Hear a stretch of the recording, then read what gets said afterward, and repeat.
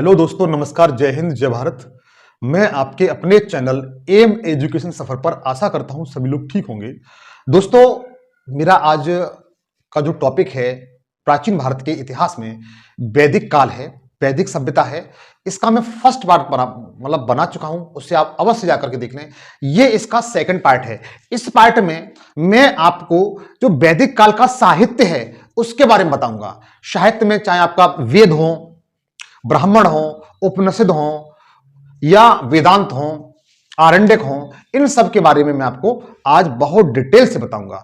लेकिन इस वीडियो में मेरा एक टारगेट होगा कि इसमें केवल मैं आपको वैदिक साहित्य में केवल आपको आज ऋग्वेद के बारे में बताऊंगा। मोस्टली किसके बारे में बताऊंगा? ऋग्वेद के बारे में बताऊंगा। ऋग्वेद के कितने मंडल हैं, कौन सा मंडल किसने लिखा है, पहला मंडल कौन सा है, पुराना मंडल कौन सा है, नया मंडल कौन सा है, किस मंडल में किन किन बातों की चर्चा की गई है। क्योंकि मित्र, आपने देखा होगा यहां से हर वनडे एग्जाम में एक या दो क्वेश्चन आपको देखने के लिए मिल जाते हैं।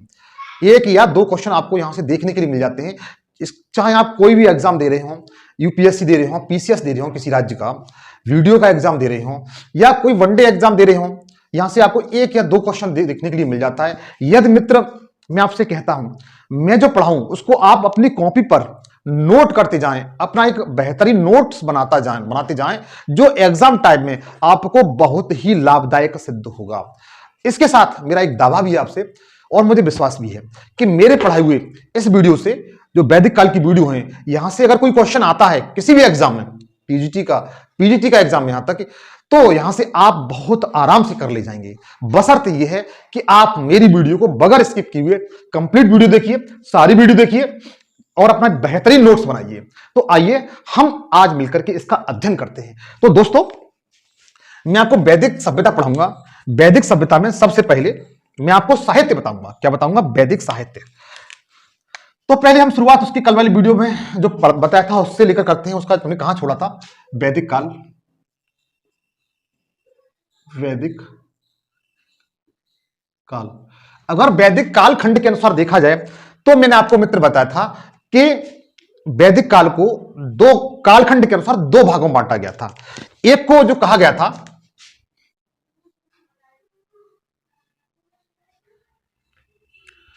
एक को पूर्व वैदिक काल कहा गया था, वैदिक काल कहा गया था।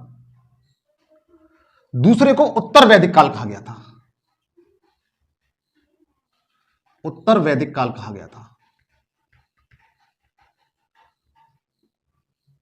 एक को पूर्व वैदिक काल कहा गया था, दूसरे को उत्तर वैदिक काल कहा गया था। हां, तो पूर्व वैदिक काल, इसको मैंने बताया था दो भागों में बांटा गया है कालखंड के अनुसार, पूर्व वैदिक काल और उत्तर वैदिक काल। इसको दो भागों में क्यों बांटा गया है? क्योंकि इसका जो टाइम पीरियड मैंने आपको बताया था 1500 से लेकर के 600 बीसी के मध्य का जो समय था उसे उत्तर वैदिक काल कहा गया था। क्या कहा गया था? वैदिक काल कहा गया था। इसमें क्या हुआ मित्र? क्योंकि पूर्व वैदिक काल की अगर देखा जाए, राजनीतिक व्यवस्था, सामाजिक व्यवस्था, कल्चर, सांस्कृतिक व्यवस्था, आर्थिक व्यवस्था, धार्मिक व्यवस्था उत्तर वैदिक काल की वैदिक व्यवस्था सभ्यता से बिल्कुल अलग थी। मतलब अलग थी, बिल्कुल नहीं, 100% अलग नहीं थी, लेकिन मिलती जुलती थी। लेकिन ये इस काल की जो सिस्टम था, व्यवस्था थी, चाहे आप सामाजिक व्यवस्था देखें, राजनीतिक व्यवस्था देखें, आर्थिक व्यवस्था देखें, धार्मिक व्यवस्था देखें, सांस्कृतिक व्यवस्था देखें, ये इस काल की व्यवस्था और इस काल की व्यवस्था में दोनों में अंतर देखा गया है। इसी कारण इसको पूर्व वैदिक काल कहा गया है, इसे उत्तर वैदिक काल कहा गया है। कालखंड के अनुसार अगर देखा जाए तो इसका जो टाइम पीरियड है वो 1500 बीसी से लेकर के मैंने आपको 1000 बीसी तक का जो बीच का जो समय है वो पूर्व वैदिक काल का है। सॉरी, जबकि उत्तर वैदिक काल का जो समय है वो 1000 बीसी से लेकर के 600 बीसी के बीच का जो समय था वो उत्तर वैदिक काल का समय था। मैंने बताया इसमें अंतर पाया गया है, इसलिए इसे दो भागों में बांटा गया है। मित्र, पूर्व वैदिक काल की जानकारी हमें ऋग्वेद से मिलती है। किससे मिलती है? ऋग्वेद से मिलती है। मैंने आपको बताया था कि जो वैदिक काल की जानकारी है वो मोस्टली हमें दो चीजों से मिलती है। एक पुरातात्विक साक्ष्य, दूसरा जो साहित्य, वैदिक काल का साहित्य है उससे प्राप्त होती है। वैदिक काल के साहित्य मैंने आपको बताया था वेद, ब्राह्मण, उपनिषद और वेदांत, आरण्यक, इनसे हमें मिलती है। तो जो पूर्व वैदिक काल है इससे हमें इसकी जानकारी हमें ऋग्वेद से प्राप्त होती है। किससे प्राप्त होती है? ऋग्वेद से प्राप्त होती है। एक सेकंड, ऋग्वेद से प्राप्त होती है।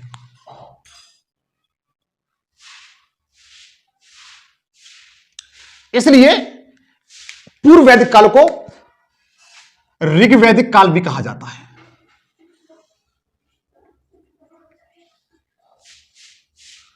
इसलिए पूर्व वैदिक काल को ऋग्वैदिक काल भी कहा जाता है। इसलिए पूर्व वैदिक काल को ऋग्वैदिक काल भी कहा जाता है, क्योंकि पूर्व वैदिक काल की जानकारी का स्रोत क्या है? ऋग्वेद है। क्या है? ऋग्वेद है। जबकि जो उत्तर वैदिक काल है मित्र, इसकी जानकारी देखा जाए, हमें जो प्राप्त होती है वो मोस्टली ऋग्वेद के साथ अन्य वेद, अन्य 3 वेद, उत्तर वैदिक काल की जानकारी हमें ऋग्वेद के साथ साथ, ऋग्वेद में इसकी जानकारी तो मिलती है, इसमें इसकी भी जानकारी मिलती है। ऋग्वेद के साथ साथ अन्य 3 वेद, अन्य 3 वेद मित्र कौन कौन से हैं? अन्य 3 वेद कौन कौन से हैं मित्र? सामवेद, यजुर्वेद और अथर्ववेद।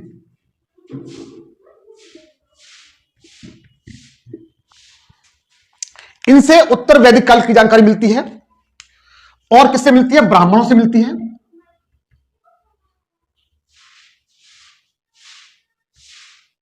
ब्राह्मण से मिलती है, आरण्यक से मिलती है,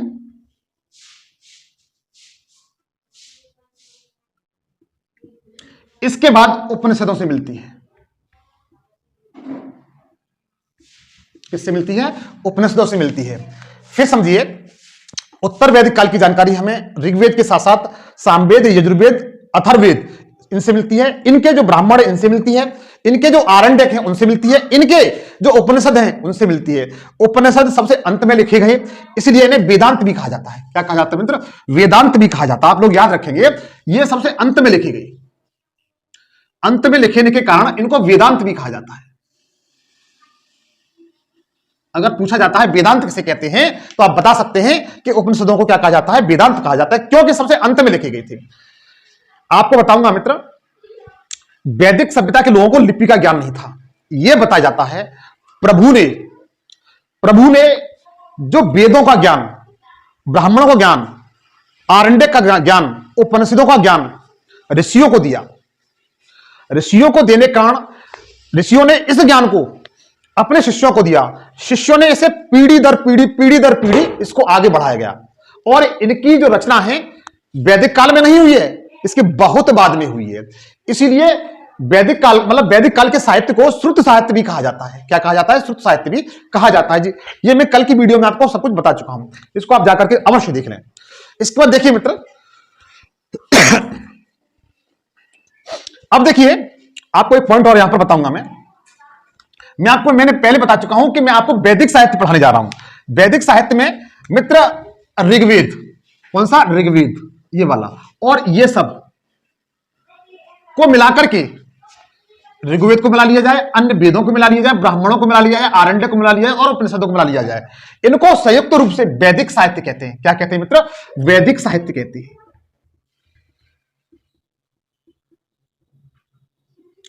क्या कहा जाता है मित्र? सबको मिलाकर के वैदिक साहित्य कहते हैं। इसको आप ध्यान रखें, इन सबको मिलाकर के क्या कहा जाता है?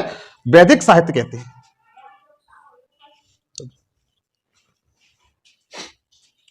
इसको आप याद रखेंगे, इसको क्या कहा जाता है? वैदिक साहित्य कहा जाता है। तो आप इसे नोट कर लीजिए।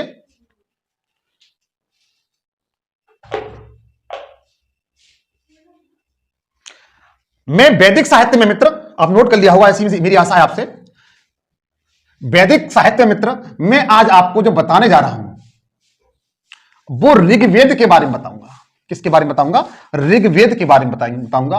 आप कृपया करके एक छोटा सा मेरा काम कर दें कि आप मेरे चैनल को अधिक से अधिक दोस्तों के साथ शेयर करें।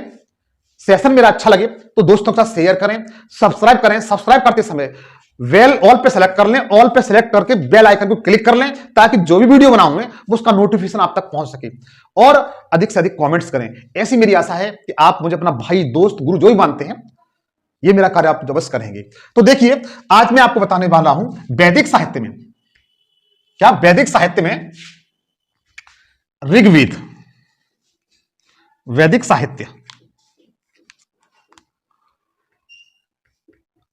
आप ये समझ गए कि वैदिक साहित्य कहते किसे हैं। ये तो मैंने आपको क्लियर करा दिया कि वैदिक साहित्य किसे कहते हैं। मैं आज आपको ऋग्वेद के बारे में बताऊंगा।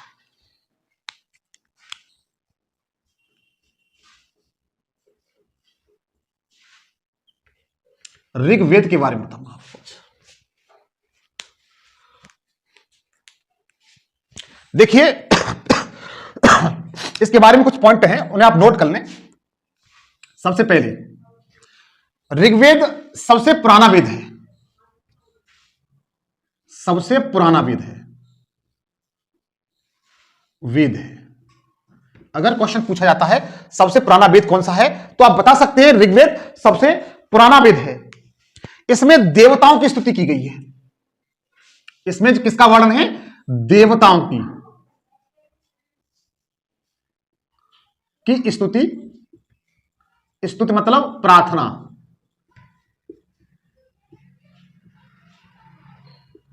इसमें देवताओं की स्तुति की गई है। किसकी स्तुति की गई है? देवताओं से प्रार्थना की गई है। और इसके जो रचनाकार हैं, वो महर्षि कृष्ण द्वैपायन। इसके जो रचनाकार हैं मित्र, महर्षि कृष्ण द्वैपायन हैं। इन्हें वेद व्यास भी कहा जाता है। क्या कहा जाता है इन्हें वेद व्यास भी कहा जाता है। ऋग्वेद की रचना किसने की है? महर्षि कृष्ण द्वैपायन ने की है। इन्हें वेद व्यास भी कहा जाता है। अगर आपसे पूछा जाता है ऋग्वेद की रचना किसने की है, तो महर्षि कृष्ण द्वैपायन या वेद व्यास ने की है। आप मेरे साथ इसको नोट करते जाएं। रचना मतलब इन्हें संकलन करता कहा जाता है। रचना का मतलब होता है लिखना नहीं, मतलब रचना मतलब लिखना, लेकिन उन्हें संकलन किया है, वेद का संकलन किया है। आपको यह बता चुका हूं कि इनको सुन करके लिखा गया है। तो इसके संकलन करता पूछे जाए, यदि इसके संकलन करता पूछे जाए तो आप बता सकते हैं महर्षि कृष्ण द्वैपायन, यह संकलन करता है।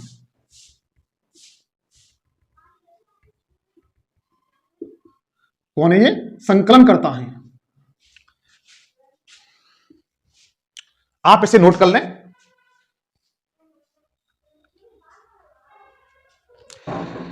ऋग्वेद के मित्र 3 भाग हैं।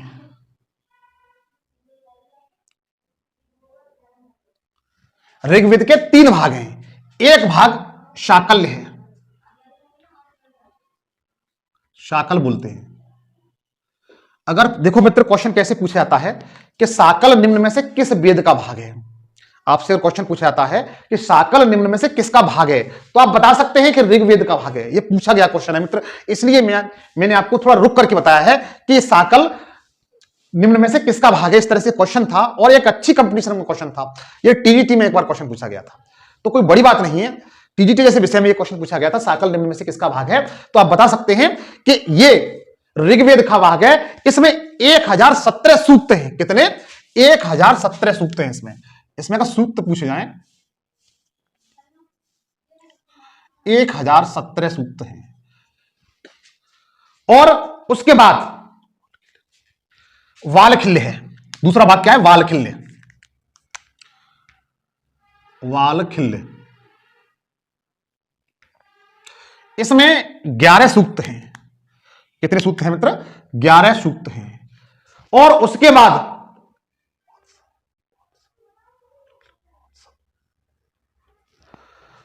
वात्सल्य है। तीसरा भाग क्या है? वात्सल्य।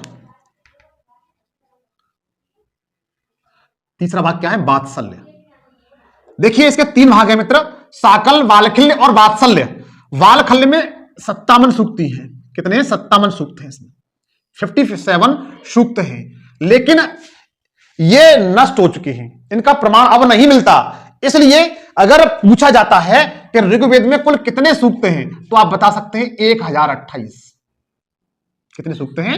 1028 28 सूक्त हैं। आप बता सकते हैं ऋग्वेद के भाग कितने हैं? 3 भाग हैं, साकल, वाल्खिल्य और वात्सल्य। साकल में कितने सूक्त हैं? 1017 सूक्त हैं। वाल्खिल्य में कितने हैं? 11 हैं। और वात्सल्य में कितने हैं? 57 हैं, जो विलुप्त हो चुके हैं। अगर आपसे पूछा जाता है सूक्तों की कुल संख्या कितनी है? 1028 है। इससे आप बहुत आराम से बता सकते हैं मित्र। इसके बाद अगर पूछा जाता है कि सबसे पुराना वेद कौन सा है, तो बता सकते हैं ऋग्वेद है। देवताओं की स्तुति, मतलब ये मेरा यह है कि जैसे देवताओं की प्रार्थना करते हैं, स्तुति करते हैं, नमन करते हैं, इसकी जानकारी जो मिलती है हमें ऋग्वेद से मिलती है। इसके जो संकलन करता है, रचयिता नहीं मित्र, सॉरी मैं उसमें बोल दिया था, इसके जो संकलन करता है, क्योंकि इनके सुन सुन करके इसको लिखा गया है, बाद में लिखा गया है, काफी समय बाद लिखा गया है, इसलिए इसके जो संकलन करता है वो महर्षि कृष्ण द्वैपायन है, जिनका नाम वेद व्यास है, जिन्हें वेद व्यास भी कहा जाता है। आप इसे नोट कर लें मित्र।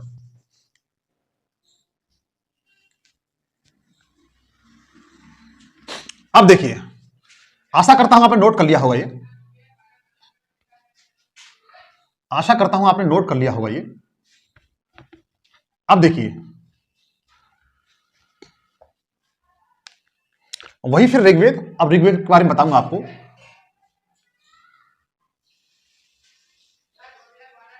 ऋग्वेद देखिए मित्र, ऋग्वेद के को कितने भागों में बांटा गया है वो बताता हूं।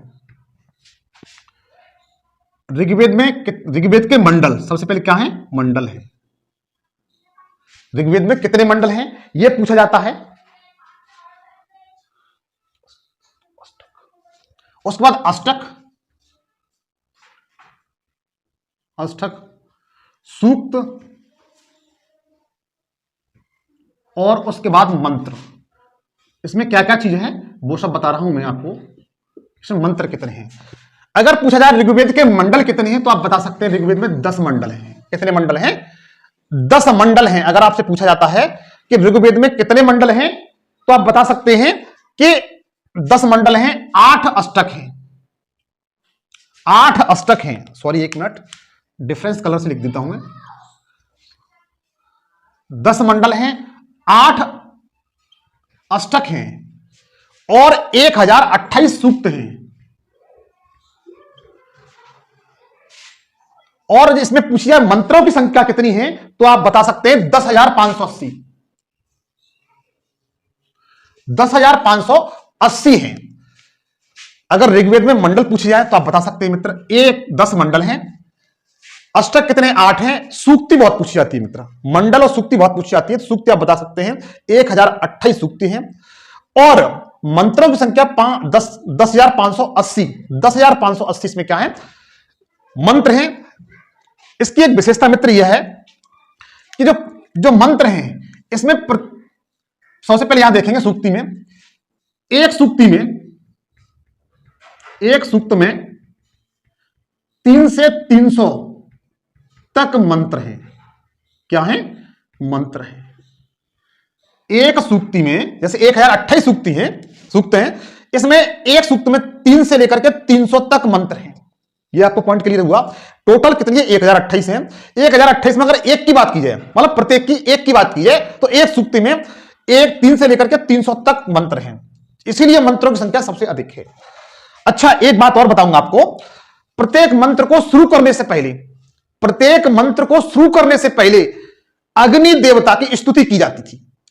प्रत्येक मंत्र को शुरू करने से पहले अग्नि देवता की स्तुति की जाती थी। क्योंकि मित्र क्वेश्चन पूछा जाता है दोस्तों, पूछा ऐसे जाता है कि प्रत्येक मंत्र में आरंभ करते समय किस देवता की स्तुति की जाती है? अग्नि, मित्र, इंद्र, वरुण, इस तरह से ऑप्शन होते हैं। यदि आप जानते हैं, वीडियो आपने ठीक से देखा है, तो आप बहुत आराम से कर ले जाएंगे। प्रत्येक मंत्र को शुरू करने से पहले अग्नि देवता की स्तुति की जाती है। तो आप नोट कर लें। सॉरी, प्रत्येक मंत्र को आरंभ करने से पहले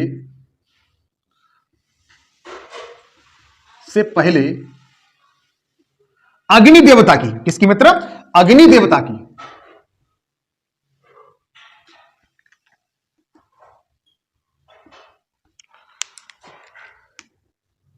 स्तुति की जाती थी।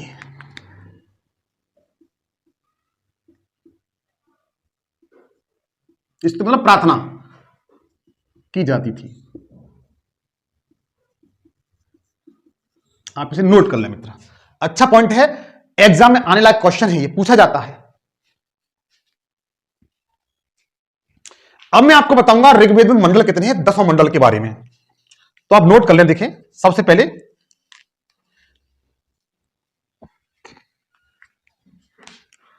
प्रथम मंडल, प्रथम मंडल,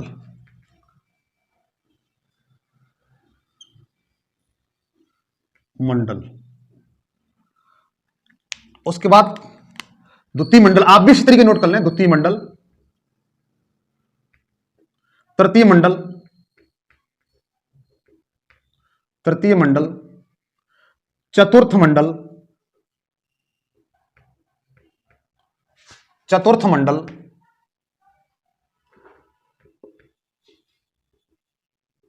पंचम मंडल, षष्ठम मंडल मतलब छठा,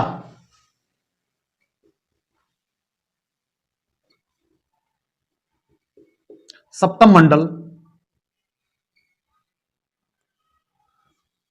अष्टम मंडल, नवम मंडल,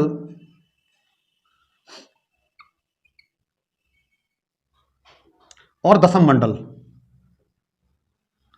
शायद मित्र आपको दिखाई नहीं दे रहा हो, लेकिन जो दिखाई दे रहे हैं उनको आप नोट कर लीजिए।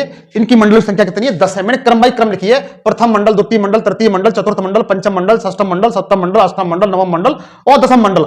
आप इस तरीके से कॉपी में अपनी नोट कर लें। अब देखिए मित्र, द्वितीय मंडल से लेकर के 7 मंडल, द्वितीय मंडल से लेकर के 7 मंडल, ये सबसे पहले लिखे गए थे, ये सबसे पहले लिखे गए थे, इसलिए ये सबसे प्राचीन मंडल है। क्या है ये, सबसे प्राचीन मंडल है।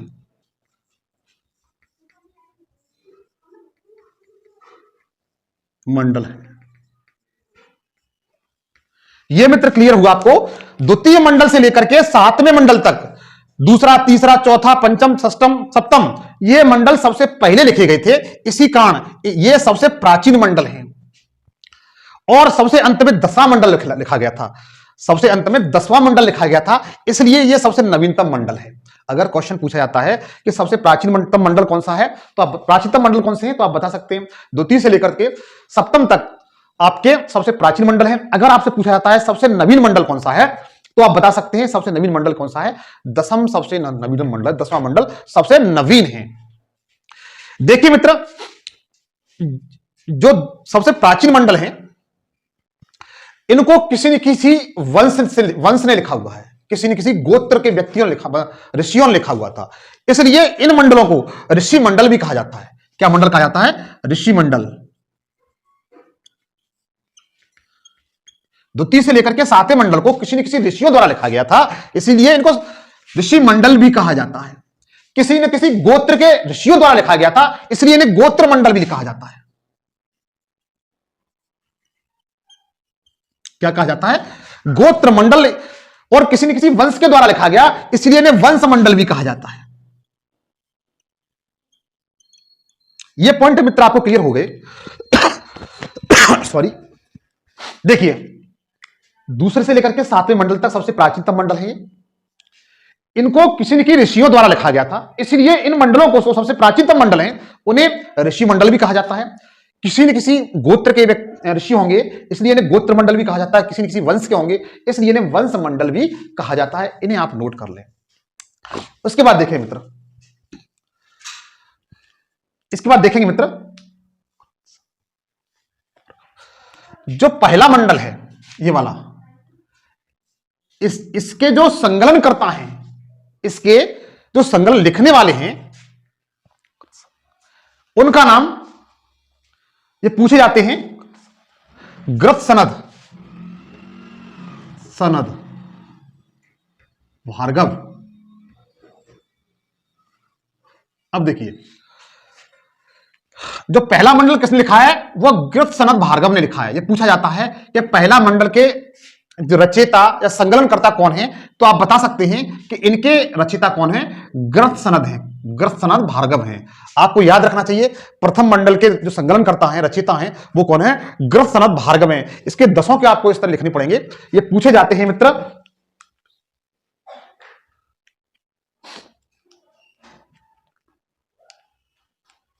सॉरी, ये दूसरे के ही, कौन से हैं, ग्रंथ सनद भार्गव किसके हैं, दूसरे के ही, भार्गव ये दूसरे के ही मित्र, ये पूछे जाते हैं। आप यहां पहले मैं जो प्राचीन है उनके बारे में लिखाऊंगा, जो ग्रंथ सनद भार्गव हैं ये दूसरे के हैं। और तीसरे के, तीसरा मंडल बहुत इंपॉर्टेंट है, इस पे आप ध्यान देंगे। इसके जो संकलन करता है वो विश्वामित्र है। कौन है, विश्वामित्र है।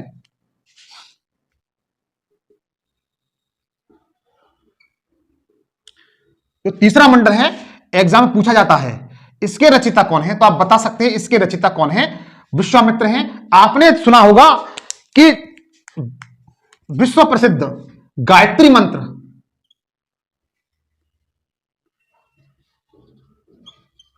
गायत्री मंत्र, गायत्री मंत्र का वर्णन किसमें है, ऋग्वेद के, ऋग्वेद में है। सबसे पहले गायत्री मंत्र का वर्णन किसमें है, ऋग्वेद में है।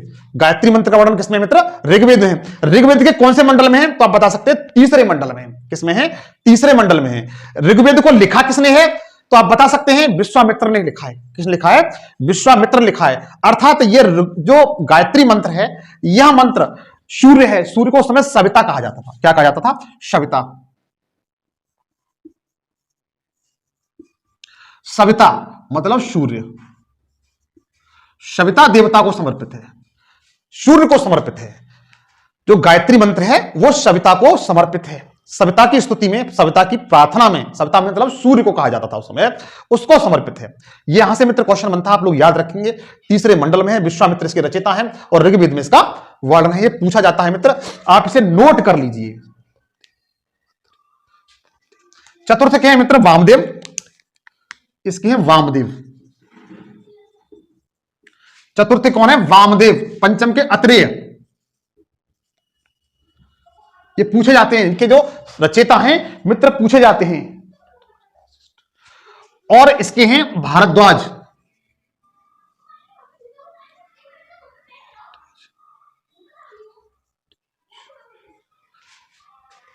षष्ठम कौन से, भारद्वाज। और सप्तम के वशिष्ठ हैं। कौन है, वशिष्ठ हैं। सप्तमी कौन है, वशिष्ठ है मित्र, वशिष्ठ। देखिए एक बार फिर बताने की कोशिश करूंगा। जो द्वितीय मंडल है इसके रचयिता कौन है, ग्रंथ सनद भार्गव हैं। तृतीय के विश्वामित्र हैं जिसमें गायत्री मंत्र का वर्णन है। चतुर्थ है, चतुर्थ के वामदेव हैं। पंचम के अत्रेय हैं। षष्टम के आपके भारद्वाज हैं। सप्तम के वशिष्ठ हैं। इनको कम से कम आप इनको याद रख लीजिए, यहां से अक्सर क्वेश्चन पूछा जाता है मित्र। मैंने आपको बताया कि तृतीय मंडल में गायत्री मंत्र का वर्णन है, जबकि चौथा मंडल भी एग्जाम की दृष्टि से बहुत ही महत्वपूर्ण है। इसमें चौथे मंडल में आप याद रखेंगे, चौथे मंडल में सर्वप्रथम हमें कृषि की जानकारी मिलती है। किसकी, कृषि की जानकारी मिलती है।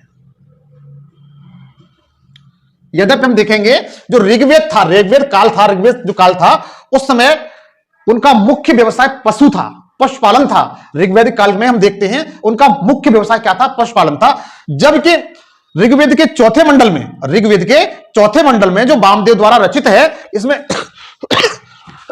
सॉरी, कृषि की जानकारी मिलती है। किसकी जानकारी मिलती है, कृषि की जानकारी मिलती है। और जो मंत्र है ऋग्वेद का, जो 57वां मंत्र है ऋग्वेद का 57वां नंबर नहीं मित्र, 57वां जो मंत्र है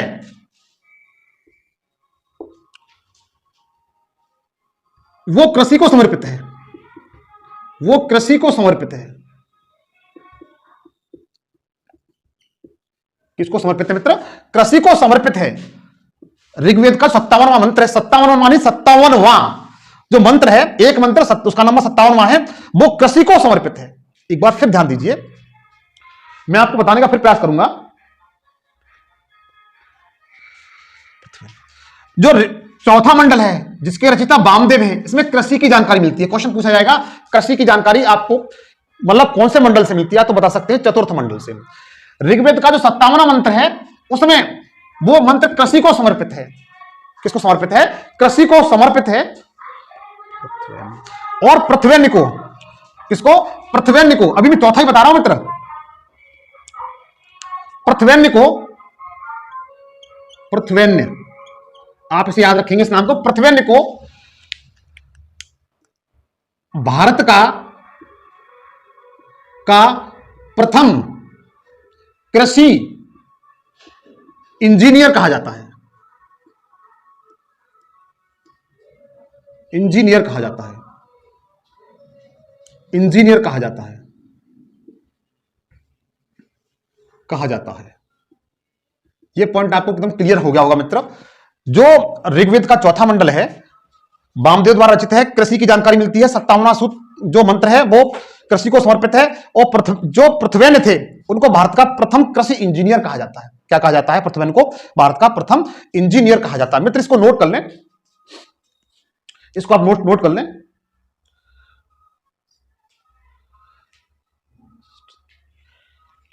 इसके बाद देखिए, ये मैंने चौथा बताया, पांचवें में हालांकि कुछ नहीं, ऐसा ज्यादा नहीं है, छठवें में कुछ नहीं है, सप्तम इंपोर्टेंट है मित्र। ये आपने नोट कर लिया होगा, इसे हटा देते हैं मित्र।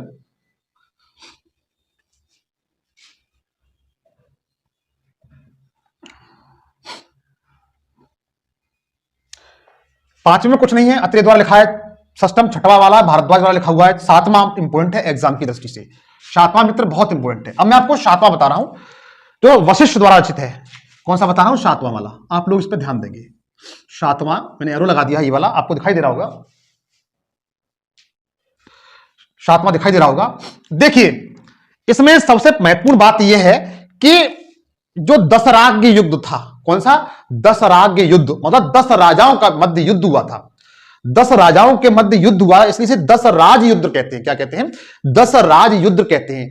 अगर क्वेश्चन पूछा जाता है कि 10 राज युद्ध का वर्णन किस मंडल में है, तो आप बता सकते हैं ऋग्वेद के 7वें मंडल में है।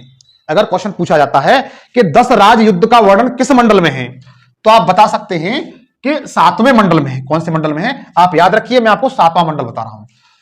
10 राज युद्ध, युद्ध का वर्णन, 10 राज युद्ध का वर्णन किसमें है? 7वें मंडल में। आपको 7वां मंडल बता रहा हूं, 7वां मंडल। वहां आपको शायद आपको नहीं दिखाई दे रहा हो, अब आपको क्लियर हो जाएगा। 10 राज युद्ध का वर्णन मिलता है, वो कहां से मिलता है? तो 7वें मंडल से मिलता है। इसमें एक राजा थे सुदास। इसमें एक राजा कौन थे? सुदास। राजा थे सुदास।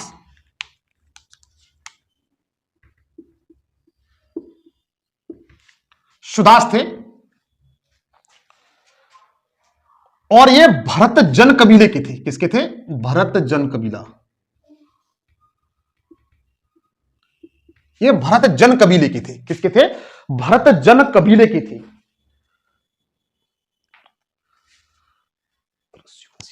और ये त्रस्यवंशी थी, त्रस्यवंशी की थी, त्रस्यवंश की थी, वंशीय थी। भरत जन के थे, त्रस्यवंश की थी।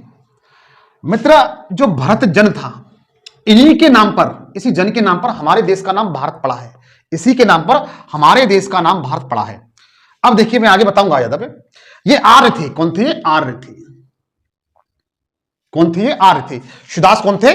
आर्य थे। जो दशराज युद्ध है ये पुरुषुड़ी नदी के तट पर लड़ा गया था। पुरुषुड़ी नदी के तट पर लड़ा गया था। पुरुषुड़ी नदी उस समय कहते थे, वर्तमान में इस नदी को रावी नदी कहा जाता है। क्या कहा जाता है? रावी नदी के तट पर यह लड़ा गया था। मतलब उस समय ऋग्वेद में जो रावी नदी थी इसको पुरुषुड़ी नदी कहा गया है। क्या कहा गया है? पुरुषुड़ी नदी कहा गया है। और वर्तमान में से क्या कहते थे? रावी नदी कहती थी। दशराज युद्ध का जो हुआ था वो पुरुषुड़ी नदी के तट पर हुआ था, वर्तमान रावी नदी के तट पर हुआ था। सुदास था। इसमें इनके अपोजिट में देखा जाए मित्र, इनके अपोजिट में 10 राजा थे।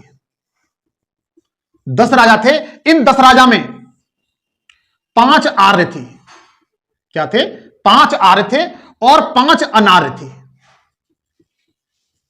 5 आर्य थे और 5 अनार्य थे, तभी तो इनको 10 राज युद्ध कहा गया था। इसमें 5 जो थे आर्य थे और 5 अनार्य थे। इनके नाम वैसे पूछे नहीं जाते हैं, लेकिन फिर भी आप नोट कर लीजिए।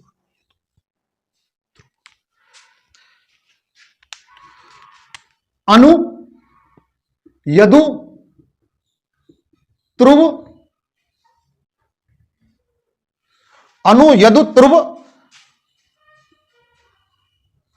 ये आर्य राजा हैं। आर्य, जिसमें आर्य 5 राजा थे, उनके नाम लिख लीजिए। त्रिवि और तुवंश, त्रिवि और तुवंश, ये 5 आर्य राजा थे। 5 आर्य राजा थे। अनु, यदु, ध्रुव, त्रिवि और तुवंश, ये 5 आर्य राजा थे। और जो अनार्य राजा थे उनमें अनल, अनल, भलानस, यदि पूछा नहीं जाता है लेकिन फिर भी आपको जानकारी के लिए लिख देता हूं मैं। भलानस, शिव, शिवी, विषाणन, विषाणन, इसके बाद लास्ट और हैं पस्थ। ये 5 अनार्य राजा थे। अनल, भलानस, शिवी, विषाणन और पस्थ, ये 5 अनार्य राजा थे।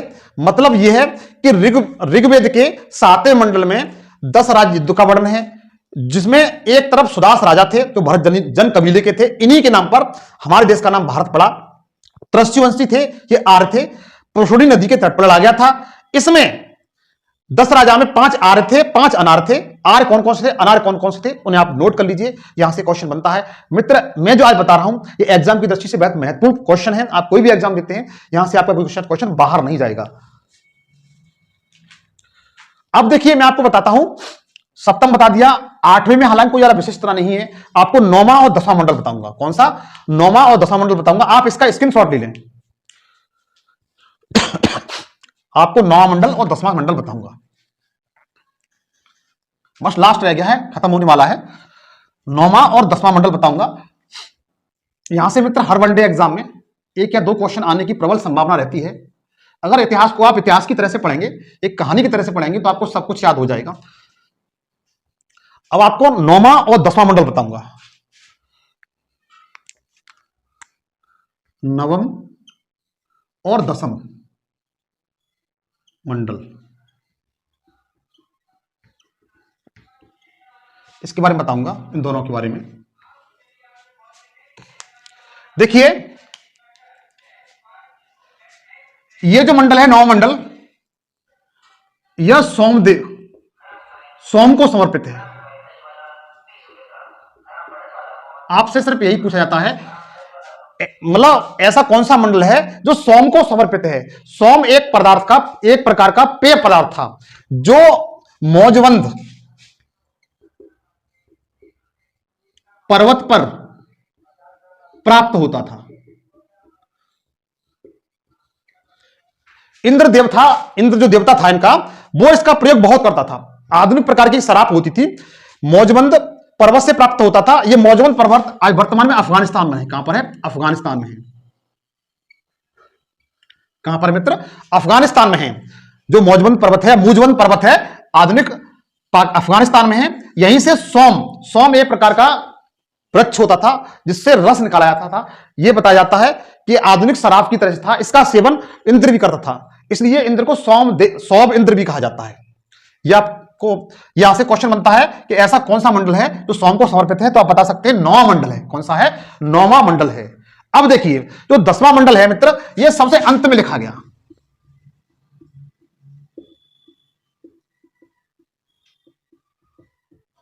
सबसे अंत में लिखा गया यह मंडल, पहला पॉइंट। इसलिए यह सबसे नया मंडल भी है, सबसे नया मंडल। इसका संकलन सबसे बाद में हुआ, इसलिए सबसे नया मंडल भी है। अगर आपसे पूछा जाता है सबसे नया मंडल कौन सा है, तो आप बता सकते हैं कि 10वां मंडल सबसे नया मंडल है। इसके 3 सूक्त है मित्र। इसमें 3 सूक्त हैं, 3 सूक्त हैं इसके।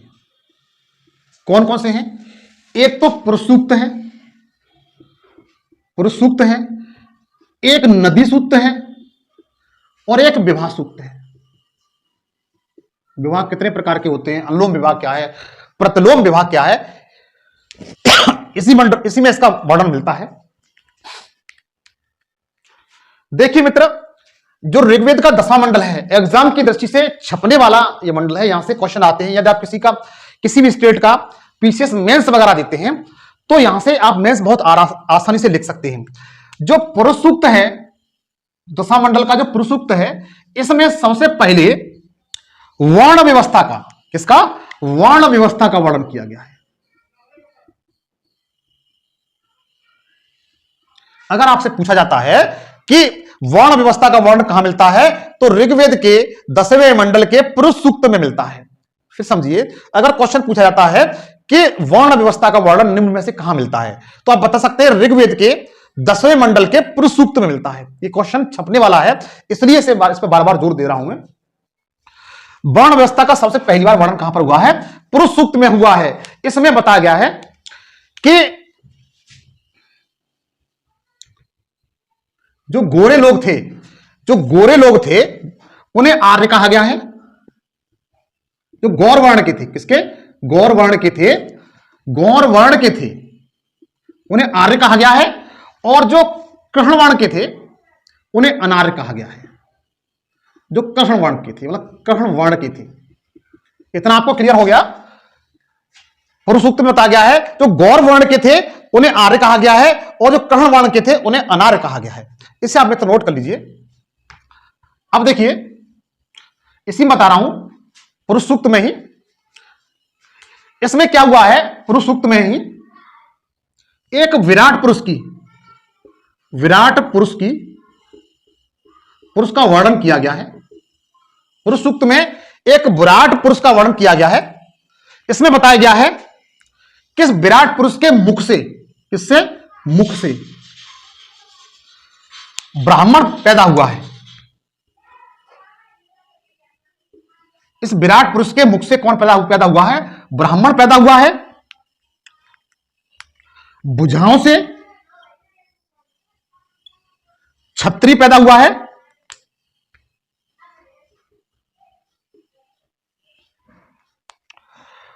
और पेट से वैश्य पैदा हुआ है।